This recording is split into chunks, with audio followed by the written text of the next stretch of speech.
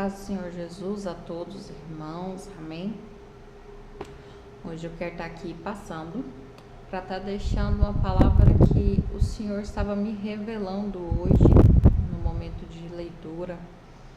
E sabe aquela leitura que você lê, você entende, já tem várias revelações dela, e de repente é aquele dia que o Senhor revela algo assim, de uma forma, em um contexto um pouco diferente. Amém. É isso que eu quero poder trazer hoje, né? Eu peço muito ao Espírito Santo que Ele me ajuda a poder passar para vocês conforme Ele me entregou. Amém? Queria colocar aqui um fundinho, uma música pra gente, mas não vou estar conseguindo. Vamos estar abrindo lá em João 8, capítulo 8. Vou estar lendo o versículo 1 ao 12.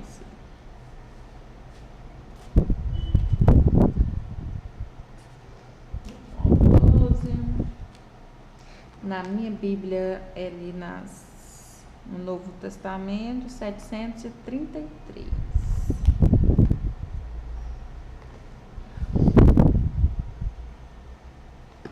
Vamos lá. Depois todos foram para casa, mas Jesus foi para o Monte da Oliveira. De madrugada, ele voltou ao pátio do templo e o povo se reuniu em volta dele.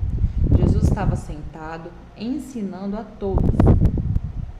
Aí alguns mestres da lei, fariseus, levaram a Jesus uma mulher que tinha sido apanhada em adultério e obrigaram-a a ficar de pé no meio de todos. Vou fazer algumas ênfases. Obrigaram ela a ficar de pé no meio de todos.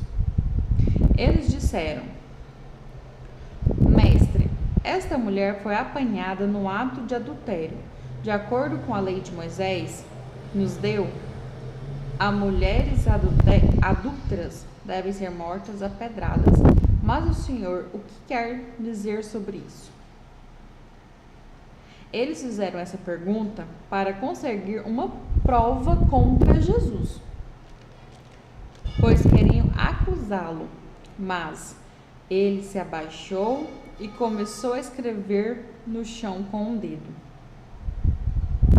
Como eles continuaram a fazer a mesma pergunta, Jesus endireitou o corpo e disse a eles: Quem de vocês estiver sem pecado, que seja o primeiro a tirar uma pedra nesta mulher. Depois, abaixou-se outra vez e continuou a escrever no chão. Quando ouviram isso, todos foram embora, um por um, começando pelos mais velhos. Ficaram só Jesus e a mulher, e ela continuou ali de pé. Então Jesus endireitou o corpo e disse: Mulher, onde estão eles? Não ficou ninguém para condenar você? Condenar você? Ninguém, Senhor, respondeu ela. Jesus disse: Pois eu também não condeno você. Vá e não peques mais. De novo Jesus começou a falar com eles e disse: Eu sou a luz do mundo. Quem me segue nunca andará na escuridão, mas terá a luz da vida. Amém. O que o Senhor trouxe para mim nessa palavra hoje é uma palavra muito conhecida, que a gente sempre está lendo, citando, conversando, né? E usando muito, às vezes, de muleta, né? Quando não é essa, é um outro versículo assim, bem conhecido, que todos falam assim: Jesus ama a todos, menos o pecado. Então eu posso amar o meu próximo, mas eu não posso amar o pecado dele. Tá bom. Vamos fixar nesses dois aqui. Aqui, nesse momento aqui, aqueles fariseus, aquelas pessoas ali, estavam querendo, naquele momento, trazer um momento de condenação, tanto para Jesus quanto para a mulher, para o pecado da mulher. Porque eles queriam usar daquele momento para poder condenar ao Senhor Jesus por hipocrisia, falsidade, falso testemunho, né? Profanação a Deus, e a mulher ali pelo ato mesmo do pecado dela cometido. E naquele exato momento o Senhor nos ensinou o ato do quê? De poder julgar e não poder condenar. Porque nós, cristãos, isso aqui é pregação para crente, tá? Temos a mania de falar assim, a gente não pode julgar, não sei o quê, e fica usando isso de muleta, mas o que mais se faz, o que mais o inimigo coloca como seta nas nossas vidas é a gente julgar o próximo e se julgar. E achar que não está condenando. Porque a partir do momento que o seu julgamento sem condenação não te permite perdoar e amar o próximo, você está assim mais condenando do que julgando. E aí é o ponto errado. É nesse momento que Jesus traz pra gente a clareza da ordem das coisas. Se pega no momento de você estar andando na rua e se pega observando várias coisas, várias pessoas, estilos de pessoas, até ver coisas acontecendo e no nosso dia a dia é fácil hoje em dia ver um furto acontecendo, uma pessoa molestando outra pessoa, uma pessoa gritando com outra pessoa. Então, o tempo todo, o nosso cérebro ele está em alerta de julgamento de situações. Até porque não tem como, gente, viver aqui sem julgar. Mas o que o Senhor Jesus nos ensina é julgar a situação, julgar as pessoas, mas não trazer condenação. A palavra condenação é quem vem por cima desse julgar. Quando o Senhor fala se autoanalise, tanto ali no momento da ceia, ou todos os nossos dias, nós temos que nos analisar para vermos que nós somos pecadores.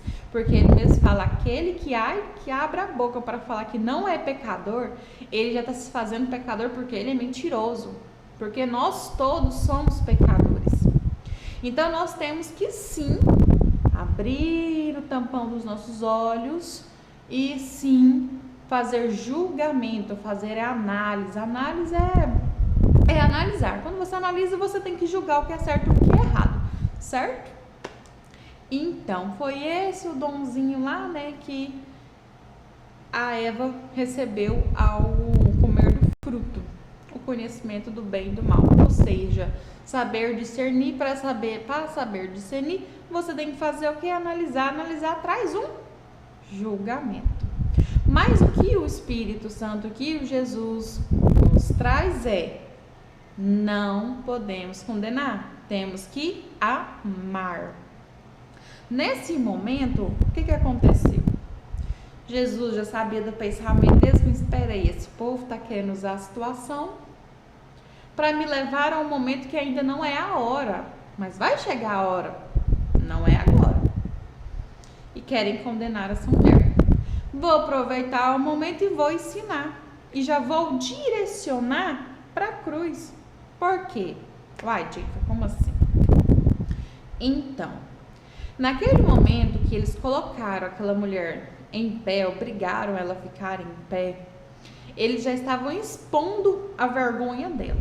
Sabe quando eu vou falar bem rasgado, você pega uma pessoa na sua mente e já começa a expor para você isso, quando você já começa a expor os pecados dela, as más ações dela para outra pessoa, né? Nesse momento você está expondo, você está colocando de pé, né? E sempre quando fazemos isso, é diante a uma pessoa ou diante a Deus nas nossas orações. Sabe aquele momento que você pede justiça para Deus? Pois é, a palavra é clara, que a espada e a justiça e a misericórdia de Deus, ela é uma espada de dois gumes. Ela corta tanto para um lado quanto para o outro, tá? Então, vigia aí quando você está orando, pedindo aquela justiça própria nas suas orações, é porque justiça não tem justiça própria, né? Justiça é justiça e pronto. Do mesmo jeito que não tem pecadinho e pecadão, também não tem esse tipo de só a minha justiça. A justiça de Deus, ela é para toda. Tanto que a graça dele é para toda, a misericórdia dele é para todo, o amor dele é para todos. Mas a salvação é para aqueles que escolhem obedecer.